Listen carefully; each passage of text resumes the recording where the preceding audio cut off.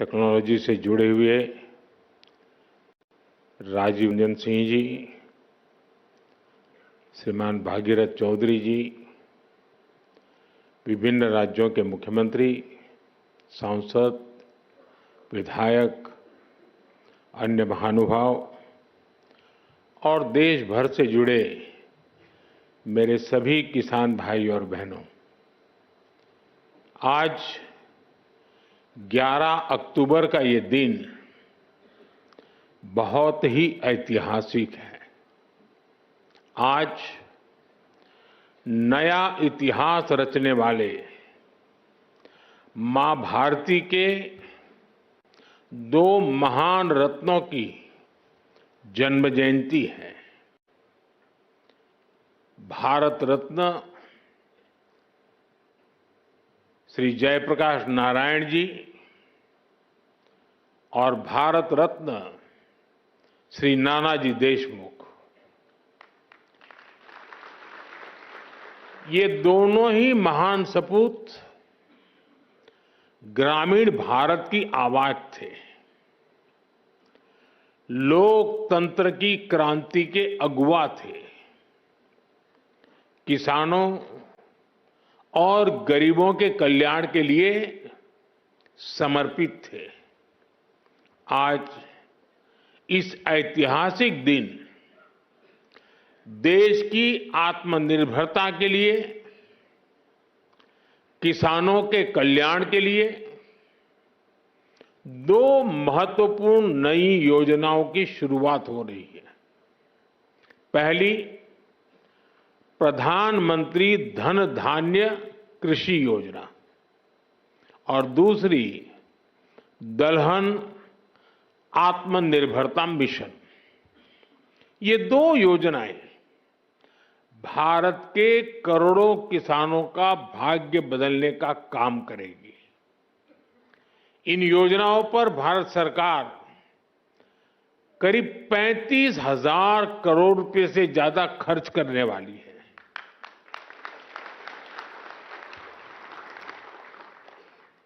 मैं सभी किसान साथियों को पीएम धन धान्य कृषि योजना और दलहन आत्मनिर्भरता मिशन के लिए बहुत बहुत बधाई देता हूं। साथियों, खेती और किसानी हमेशा से हमारी विकास यात्रा का एक प्रमुख हिस्सा रही है।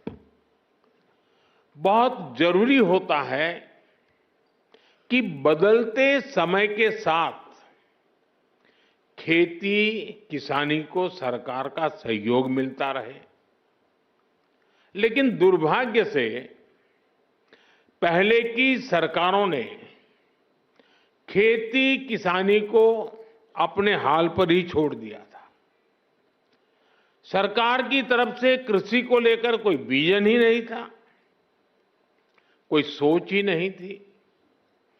खेती से जुड़े अलग अलग सरकारी विभाग भी अपने अपने तरीके से काम करते थे और इस वजह से भारत की कृषि व्यवस्था लगातार कमजोर होती जा रही थी। 21वीं सदी के भारत को तेज विकास के लिए अपनी कृषि व्यवस्था में भी सुधार करना आवश्यक था और इसकी शुरुआत हुई 2014 के बाद से। हमने खेती को लेकर पुरानी सरकारों के लापरवाह रवैये को बदल दिया। हमने आप सभी किसानों के लिए, उनके हित में बीज से लेकर बाजार तक अनगिनत रिफॉर्म किए, सुधार किए। इसके परिणाम आज हमारे सामने है। बीते 11 वर्षों में भारत का कृषि निर्यात करीब करीब 2 गुना हो गया।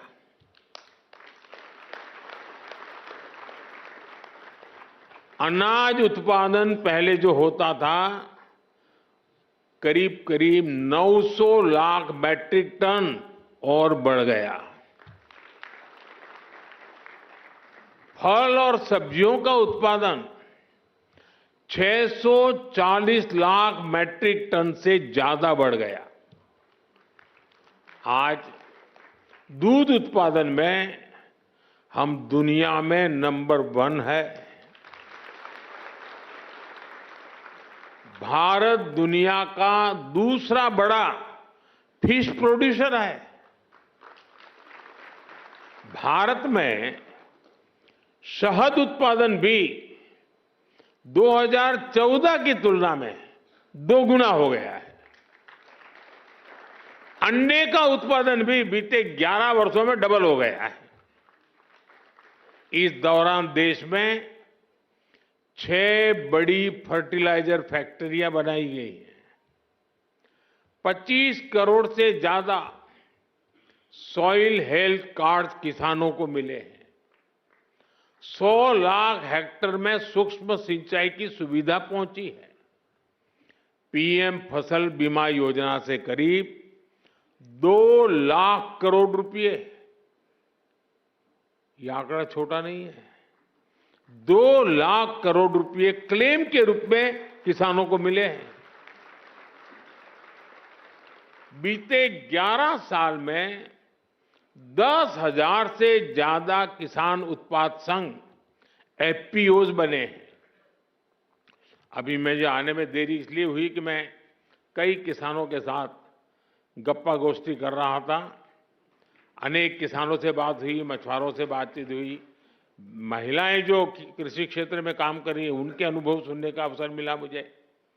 ऐसी अनेक उपलब्धियां हैं जो देश के किसान ने बीते 11 वर्षों में अनुभव की है।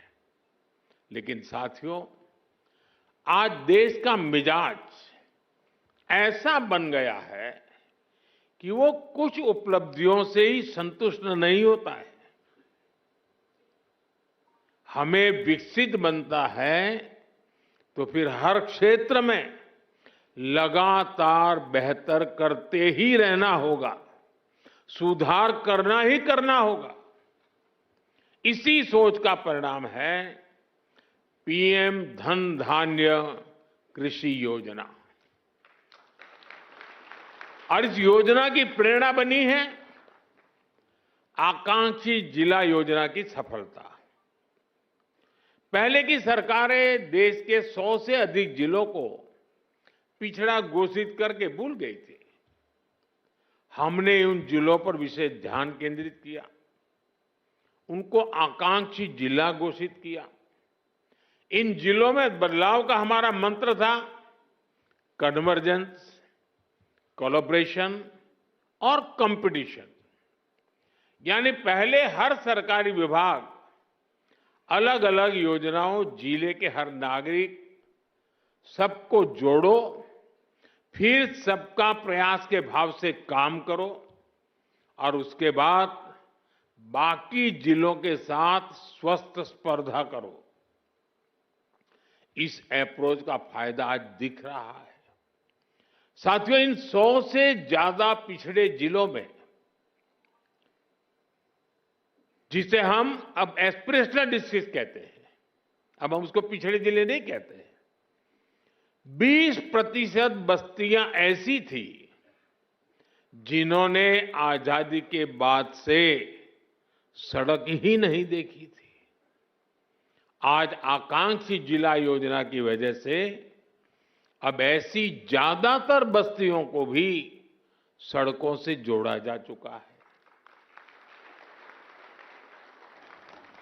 उस समय जिसे पिछड़े जिले कहते थे, उनमें 17% ऐसे बच्चे थे जो टीकाकरण के दायरे से बाहर थे। आज आकांक्षी जिला योजना की वजह से ऐसे ज्यादातर बच्चों को टीकाकरण का लाभ मिल रहा है। उन पिछड़े जिलों में 15% से ज्यादा ऐसे स्कूल थे जहां बिजली ही नहीं थी। आज आकांक्षी जिला योजना की वजह से ऐसे हर स्कूल को बिजली कनेक्शन दिया जा चुका है। साथियों, जब वंचितों को वरीयता मिलती है, पिछड़ों को प्राथमिकता मिलती है, तो उसके नतीजे भी बहुत अच्छे मिलते हैं। आज आकांक्षी जिलों में माता मृत्यु दर कम हुई है, बच्चों का स्वास्थ्य सुधरा है, पढ़ाई का स्तर सुधरा है। कितने ही पैरामीटर्स में ये जिले अब अन्य जिलों से बेहतर कर रहे हैं। साथियों, अब इसी मॉडल पर हम खेती के मामले में पिछड़े देश के 100 जिलों का, जो खेती के क्षेत्र में बाकी चीजों में आगे होंगे, ऐसे 100 जिलों का हम विकास करना चाहते हैं, उस पर ध्यान केंद्रित करके काम करना चाहते हैं। पीएम धन धान्य कृषि योजना की प्रेरणा वही आकांक्षी जिलों का मॉडल है। इस योजना के लिए 100 जिलों का चयन बहुत सोच समझकर किया गया है। 3 पैरामीटर्स पर इन जिलों का चुनाव किया गया है। पहला, खेत से कितनी पैदावार होती है। दूसरा, एक खेत में कितनी बार खेती होती है। और तीसरा, किसानों को लोन या निवेश की कोई सुविधा है, और है तो कितनी मात्रा में है। साथियों, हमने अक्सर 36 के आंकड़े की चर्चा सुनी है। हम बार बार कहते हैं उनके बीच तो 36 का आंकड़ा है, लेकिन हर चीज को हम चुनौती देते हैं, उसको उल्टा करते हैं। इस योजना में हम सरकार की 36 योजनाओं को एक साथ जोड़ रहे हैं। जैसे प्राकृतिक खेती पर राष्ट्रीय मिशन है, सिंचाई के लिए पर ड्रॉप मोर क्रॉप अभियान है, तेल उत्पादन को बढ़ाने के लिए तिलहन मिशन है, ऐसी अनेक योजनाओं को एक साथ लाया जा रहा है। पीएम धन धान्य कृषि योजना में हमारे पशुधन पर भी विशेष फोकस किया जा रहा है। आप जानते हैं, फूट एंड माउथ डिसीज यानी खुरपका मुंहपका जैसी बीमारियों से पशुओं को बचाने के लिए 125 करोड़ से अधिक टीके मुफ्त लगाए गए हैं। इससे पशु भी स्वस्थ हुए हैं और किसानों की चिंता भी कम हुई है। पीएम धन धान्य कृषि योजना में स्थानीय स्तर पर पशुओं के स्वास्थ्य से जुड़े अभियान भी चलाए जाएंगे। साथियों, आकांक्षी जिला कार्यक्रम की तरह उसी प्रकार से पीएम धन धान्य कृषि योजना का बहुत बड़ा दायित्व किसानों के साथ ही स्थानीय सरकारी कर्मचारियों और उस जिले के डीएम या कलेक्टर पर है। पीएम धन धान्य कृषि योजना का डिजाइन ऐसा है कि हर जिले की अपनी जरूरत के हिसाब से इसकी प्लानिंग में बदलाव लाया जा सकता है। इसलिए मैं किसानों और संबंधित जिलों के मुखिया से आग्रहपूर्वक कहूंगा, अब आपको जिले के स्तर पर ऐसी कार्य योजना बनानी है जो वहां की मिट्टी और वहां की जलवायु के अनुकूल हो। वहां कौन सी फसल होगी, बीज की कौन सी वैरायटी लगेगी, कौन सी खाद कब उचित रहेगी, ये आप सबको मिलकर के एक नए तरीके से सोच समझकर निर्धार करना चाहिए और उसको लागू करना चाहिए। आपको हर क्षेत्र, हर खेत के हिसाब से प्लानिंग करनी होगी। अब जैसे कहीं पानी अधिक होता है तो वहां वैसी उपज होगी, कहीं पानी की कमी है तो वहां उस प्रकार की फसलें उगानी होगी। जहां खेती संभव नहीं वहां पशुपालन और मत्स्य पालन को बढ़ावा देना होगा। कुछ क्षेत्रों में मधुमक्खी पालन एक बेहतर विकल्प होगा। तटीय इलाकों में सीवीड फार्मिंग एक शानदार विकल्प हो सकता है। पीएम धनधान्य कृषि योजना की सफलता लोकल लेवल पर इसके इम्प्लीमेंटेशन से ही होगी। इसलिए हमारे युवा अधिकारियों पर बहुत जिम्मेदारी होगी। उनके पास कुछ कर गुजरने का मौका है। मुझे विश्वास है कि युवा साथी किसानों के साथ मिलकर देश के 100 जिलों की खेती की तस्वीर बदल देंगे। और मैं आपको विश्वास से कहता हूं, जैसे ही उस गांव में खेती की तस्वीर बदली, उस पूरे गांव की इकोनॉमी बदल जाएगी। साथियों, आज से दलहन आत्मनिर्भरता मिशन भी शुरू हो रहा है। ये सिर्फ दाल उत्पादन बढ़ाने का मिशन नहीं है, बल्कि हमारी भावी पीढ़ी को सशक्त बनाने का भी अभियान है। जैसे मैंने अभी पहले कहा, बीते सालों में भारत के किसानों ने रिकॉर्ड खाद्यान्न उत्पन्न किया है। गेहूं हो, धान हो, आज भारत दुनिया के सबसे बड़े उत्पादकों में से एक है। लेकिन साथियों, हमें आटे और चावल से भी आगे बढ़कर सोचना ही होगा। हम अपने घर में भी आटे और चावल से गुजारा नहीं करते, और भी चीजें जरूर पड़ती हैं। आटा चावल से भूख तो मिट सकती है, लेकिन पर्याप्त पोषण के लिए हमें और चीजों की जरूरत होती है। उसके लिए हमें योजना करनी होती है। आज भारत को, और खास करके जो वेजिटेरियन आदि प्रकृति के लोग हैं, उनके पोषण के लिए प्रोटीन बहुत महत्वपूर्ण है। अन्य भी चीजों की जरूरत होती है, उसमें एक प्रोटीन भी है।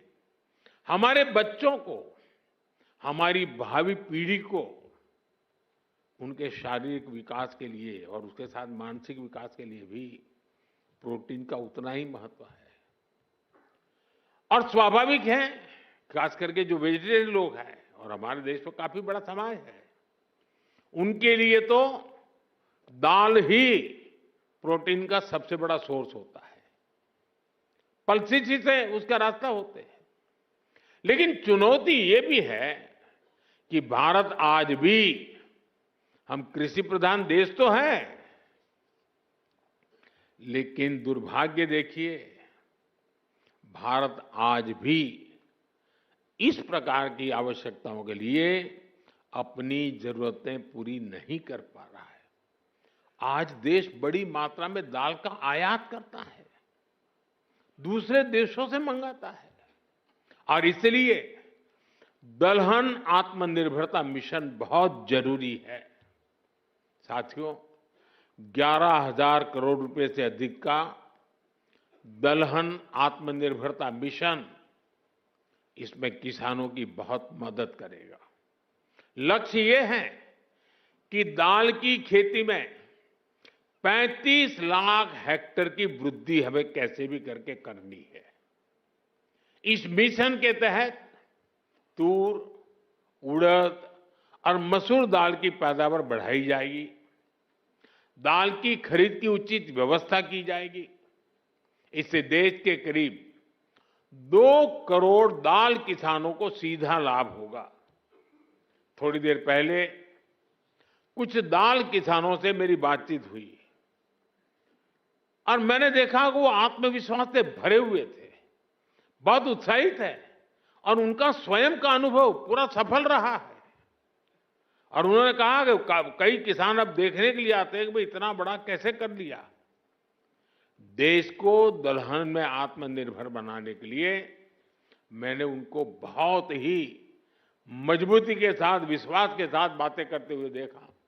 साथियों, मैंने लाल किले से विकसित भारत के 4 मजबूत स्तंभों की चर्चा की है।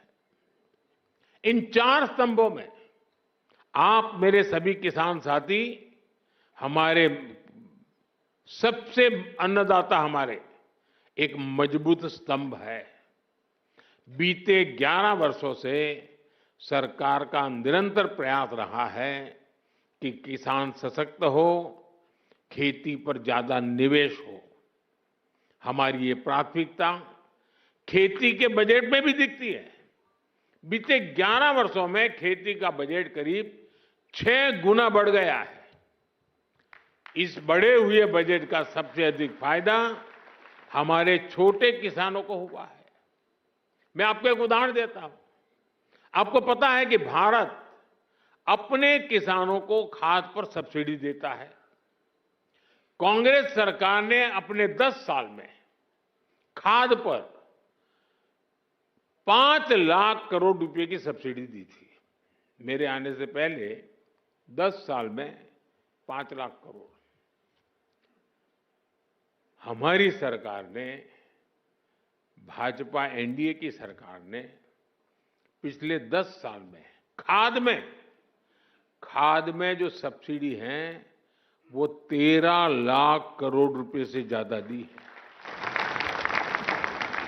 साथियों, कांग्रेस सरकार एक साल में खेती पर जितना खर्च करती थी, एक साल में खेती पर जो खर्च होता था, उतना तो बीजेपी एनडीए की सरकार एक बार में पीएम किसान सम्मान निधि के रूप में किसानों के बैंक खाते में जमा कर देते हैं।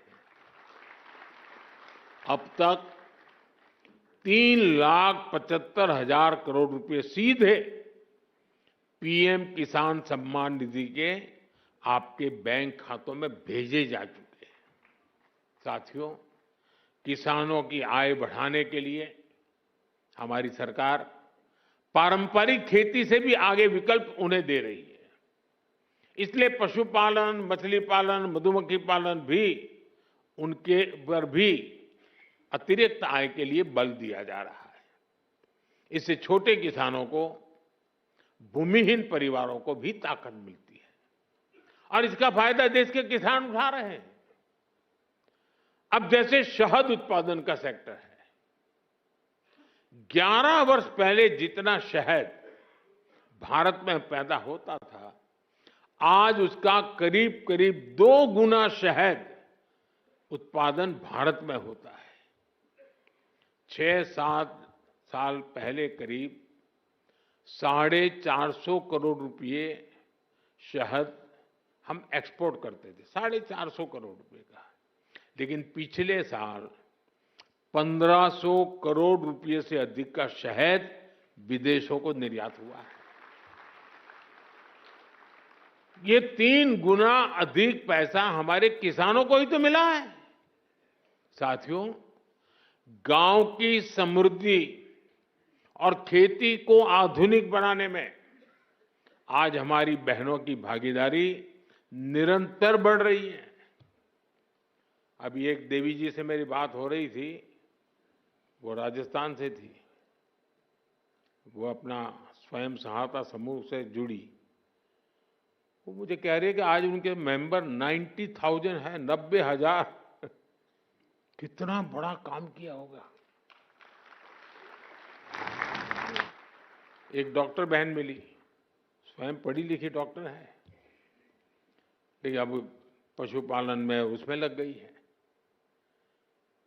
देखिए, खेत में फसल का काम हो या फिर पशुपालन, आज गांव की बेटियों के लिए अवसर ही अवसर है। देश भर में 3 करोड़ लखपति दीदियां बनाने का जो अभियान है, उससे खेती को बहुत मदद मिल रही है। आज गांवों में नमो ड्रोन दीदियां खाद और कीटनाशक छिड़काव के आधुनिक तरीकों का नेतृत्व कर रही है। इससे नमो ड्रोन दीदियों को हजारों करोड़ रुपए की कमाई हो रही है। इसी तरह खेती की लागत कम करने में भी बहनों की भूमिका बढ़ रही है। किसान प्राकृतिक खेती से जुड़े, इसके लिए देश में 17,000 से अधिक ऐसे क्लस्टर बनाए गए हैं जो जरूरी मदद देते हैं। करीब 70,000 कृषि सखियां प्राकृतिक खेती को लेकर जरूरी मार्गदर्शन किसानों को देने के लिए तैयार है। साथियों, हमारा प्रयास हर किसान, हर पशुपालक का खर्च कम करना और लाभ ज्यादा देने का है। अभी जो जीएसटी में नया सुधार हुआ है, अभी शिवराज जी बड़े उत्साह से उसकी बात कर रहे थे, इसका भी बहुत अधिक फायदा गांवों के लोगों को, किसानों, पशुपालकों को हुआ है। अभी जो बाजार में से खबरें आ रही हैं, वो बताती हैं कि त्योहारों के इस सीजन में किसान बड़ी संख्या में ट्रैक्टर खरीद रहे हैं, क्योंकि ट्रैक्टर और भी सस्ते हुए हैं। जब देश में कांग्रेस सरकार थी तो किसान को हर चीज महंगी पड़ती थी। अब ट्रैक्टर ही देखिए, एक ट्रैक्टर पर कांग्रेस की सरकार 70,000 रुपये का टैक्स लेती थी। वहीं जीएसटी में नए सुधार के बाद वही ट्रैक्टर में सीधे करीब 40,000 रुपये सस्ता हो गया है। साथियों, किसानों के उपयोग की बाकी मशीनों पर भी जीएसटी बहुत कम किया गया है। जैसे धान रोपने की मशीन है, उस पर 15,000 रुपये की बचत होगी। इसी तरह पावर टिलर पर 10,000 रुपये की बचत पक्की हो गई है। थ्रेशर पर भी आपको 25,000 रुपये तक की बचत होगी। टपक सिंचाई, फव्वारा सिंचाई से जुड़े उपकरण हो, कटाई मशीन हो, सभी पर जीएसटी में भारी कमी की गई है। साथियों, प्राकृतिक खेती को बल देने वाली जो खाद है, कीटनाशक है, वो भी जीएसटी कम होने से सस्ते हो गए हैं। कुल मिलाकर देखें तो गांव के एक परिवार को डबल बचत हुई है। एक तो रोजमर्रा का सामान सस्ता हुआ है और ऊपर से खेती के उपकरण भी अब कम दाम में मिल रहे हैं। मेरे प्यारे किसान साथियों, आपने आजादी के बाद भारत को अन्न उत्पादन में आत्मनिर्भर बनाया। अब विकसित भारत बनाने में आपकी बहुत बड़ी भूमिका है। एक तरफ हमें आत्मनिर्भर होना ही है, दूसरी तरफ हमें वैश्विक बाजार के लिए भी उत्पादन करना है। अब हमें दुनिया के दरवाजों पर दस्तक देनी है। दोस्तों, हमें ऐसी फसलों पर भी बल देना है जो दुनिया की मंडियों में छा जाए। हमें आयात कम करके ही रहना है और निर्यात बढ़ाने में कोई पीछे नहीं रहना है। पीएम धन धान्य कृषि योजना, दलहन आत्मनिर्भरता मिशन, ये दोनों इसमें बड़ी भूमिका निभाएंगे। आज इस महत्वपूर्ण अवसर पर एक बार फिर इन योजनाओं के लिए मेरे किसान भाई बहनों को मैं अनेक अनेक शुभकामनाएं देता हूं। आपको आने वाली दिवाली के पर्व की भी बहुत बहुत शुभकामनाएं देता हूं। बहुत बहुत धन्यवाद।